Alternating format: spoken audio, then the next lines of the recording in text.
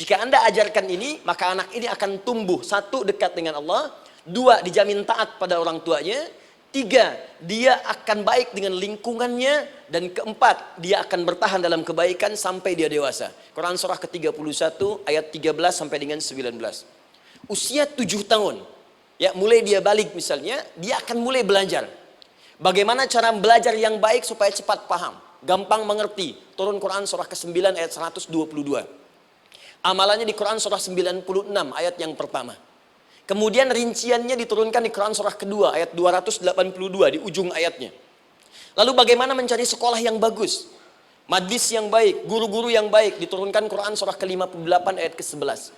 Dicontohkan tentang Maryam dan Nabi Isa alaihissalam di Quran surah ketiga ayat 35 sampai dengan 37. Naik lagi, dia mulai dewasa, ya, mulai bergaul, bahkan kadang-kadang merantau, punya tempat komunitas berbeda. Bagaimana supaya dia bergaul tidak terpengaruhi lingkungan yang tidak baik.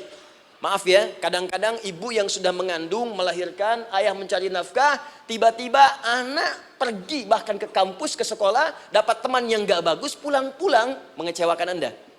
Bagaimana menemukan tempat-tempat yang baik untuk bisa menjaga perilaku anak ini? Ditemukan nanti di Quran surah ke-49 ayat ke-13-nya. Dirinci perkembangannya di Quran surah ke-12 Yusuf ayat 2 sampai dengan ayat 29-nya. Sampai ketika dia akan mulai kemudian menikah. Kata Allah, pilih pasangan yang baik dengan ta'aruf, berikan mahar yang sempurna. Quran surah ke-4 ayat ke-4. Kemudian dia mulai menikah. Kata Allah, sebelum menikah, pelajari dulu fikih nikah. Banyak orang yang menikah tapi karena tidak belajar tentang persoalan rumah tangga, apa yang akan terjadi di rumah tangganya. Detil Pak, Bu. Kata Allah, ini kalau kamu berbuat begini akan ada miskomunikasi. Kalau ada miskomunikasi, persoalannya akan begini, solusinya begini. Maka diturunkan dasarnya di Quran surah ke-30 ayat 21, detilnya di Quran surah ke-4 ayat 34 sampai dengan 35. Paling kiri sebelah atas sampai dengan ke tengahnya. Anda berlanjut, diterangkan oleh Allah, hei, tugas suami saat mulai pertama kali menikah, maka tugas yang pertama siapkan untuk mencari nafkah.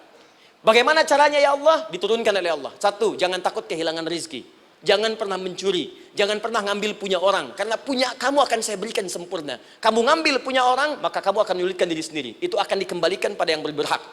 Ya, turun Quran surah ke-51 ayat 22. Dirinci, begini cara nyarinya. Quran surah kedua ayat 168. Kalau Anda ingin cepat baru bergerak, rizkinya sudah dapat. Quran surah kedua ayat 172. Ada yang dahsyat, dia belum keluar, rizkinya yang mendatangi dia. Jadi nanti di Al-Quran ada 8 jenis rizki. Di antara yang paling hebat, ada yang belum Anda datang, rizkinya sudah menjemput. Ada orang mendatangi rizki, ada rizki mendatangi dia. Contoh, Al-Imam Asy-Syafi'i sedang berdiskusi dengan Imam Malik, gurunya.